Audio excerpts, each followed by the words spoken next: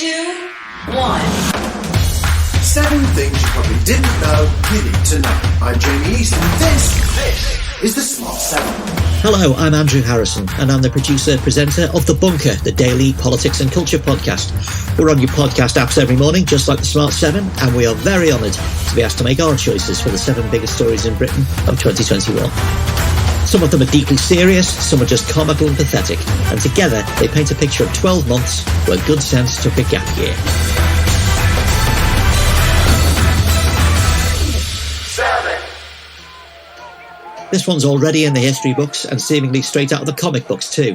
January the 6th in Washington DC, and a fired-up mob of Trump fanatics, egged on by the defeated president, attempt to storm the US Capitol.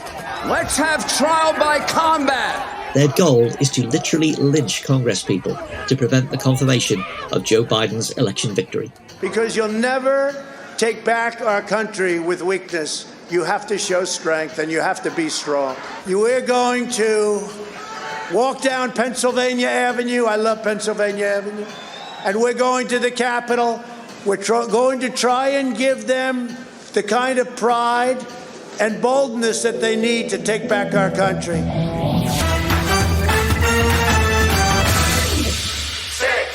From political uprisings to something that made the country's lunches rise, June 2021, and Health Secretary Matt Hancock is filmed in what the tabloids call a steamy clinch with advisor Gina Colangelo in a corridor at the Department for Health. Hat Hancock is sacked for offences against social distancing, and having seen his wandering hands, the entire country begins sexual distancing from one another, forever. I've been to see the Prime Minister to resign as Secretary of State for Health and Social Care. I understand the enormous sacrifices that everybody in this country has made, that you have made, and those of us who make these rules have got to stick by them, and that's why I've got to resign.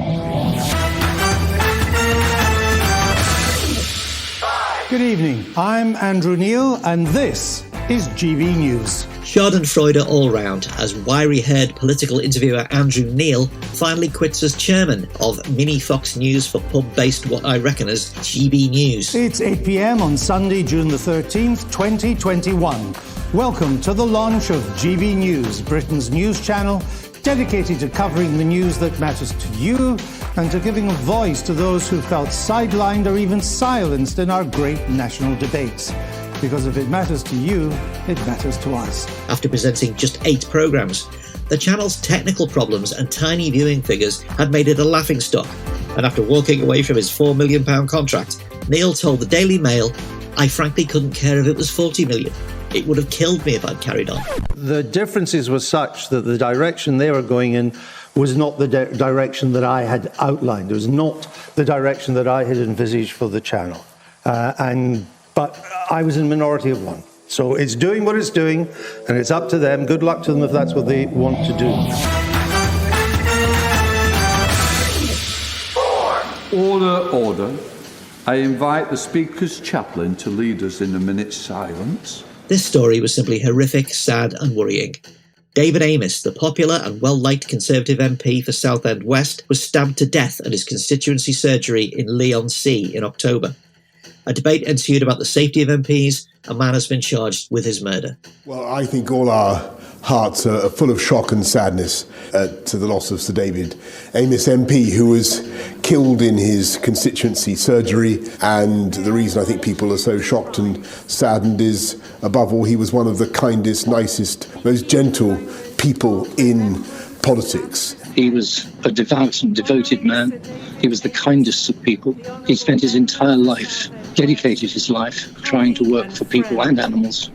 May the bright memory of his rich life ever outshine the tragic manner of his death.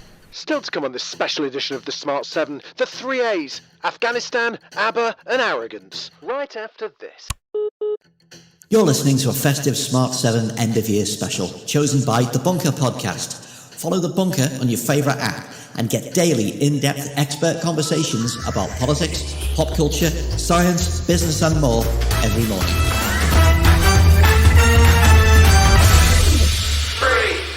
A sharp contrast, but one of the biggest talking points in entertainment, the unexpected return of ABBA, with their first new album in 40 years, and a strange new live show featuring motion-captured avatars performing their hits.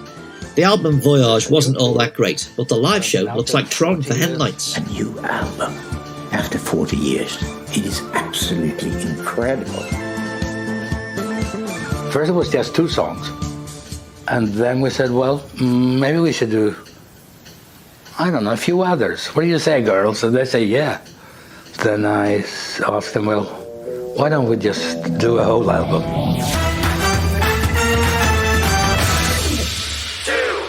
People were seen flocking to the airport in a desperate attempt to get out of the country, and now reports are coming in that 5 people have been killed. Another one for the history books, Britain and the US's ignominious withdrawal from Afghanistan after 20 years in the country.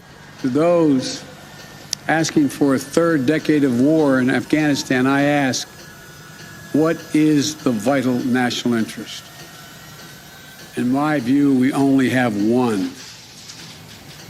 To make sure Afghanistan can never be used again to launch an attack on our homeland. The Taliban understand that if they want to engage with development aid, if they want to unlock those billions of funds, if they want to have a diplomatic, a political relationship with the outside world, then safe passage for those who want to come out is the key precondition. Under Donald Trump's deal with the Taliban, Western forces left amid chaotic scenes at Kabul airport and accusations that Britain was prioritising the evacuation of animals over that of human beings. Of course, sometimes decisions took hours longer than we wanted to, but you have to be careful about how you do it. It was still an astonishing thing to get 15,000 people airlifted out of Kabul in pretty harrowing circumstances.